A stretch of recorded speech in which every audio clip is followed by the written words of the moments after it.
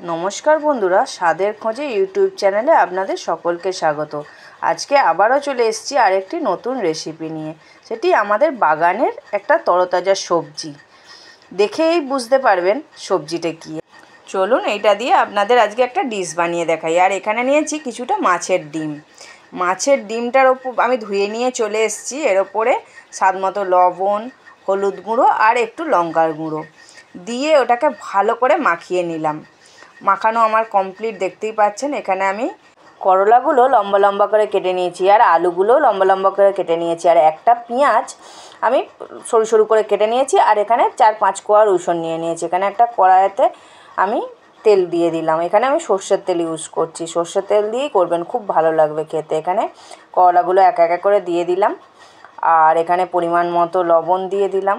এরপর দিয়ে দিচ্ছি সামান্য হলুদ গুঁড়ো দিয়ে ওটাকে ভালো করে নাড়িয়ে চাড়িয়ে একটা লাল লাল করে ছাঁকা তেলে ভেজে নিতে হবে। দেখুন আমার কত সুন্দর লাল লাল করে ভাজা হয়ে গেছে।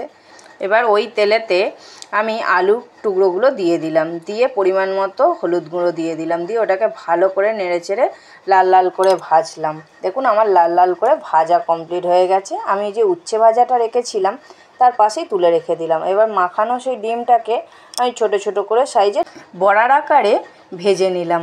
ওটাকে উচ্ছে আলু যেখানে আমি ভেজে তুলে রেখেছিলাম সেখানেই বড়াগুলোকে তুলে রাখলাম। এখানে কড়াইতে আরেকটু তেল দিয়ে দিলাম।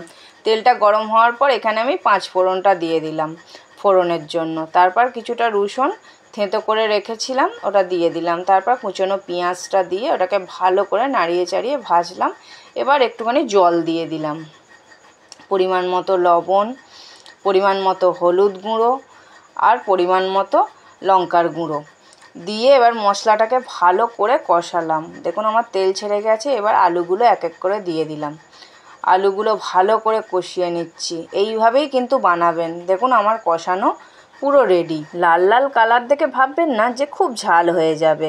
এবার পরিমাণ মতো আমি জলটা দিয়ে দিলাম, কেন আলুটা তো একটু সিদ্ধ হতে লাগবে, বেশিক্ষণ লাগবে না। দেখুন আমার জলটা মরে গেছে আর আলুগুলোও সিদ্ধ হয়ে গেছে।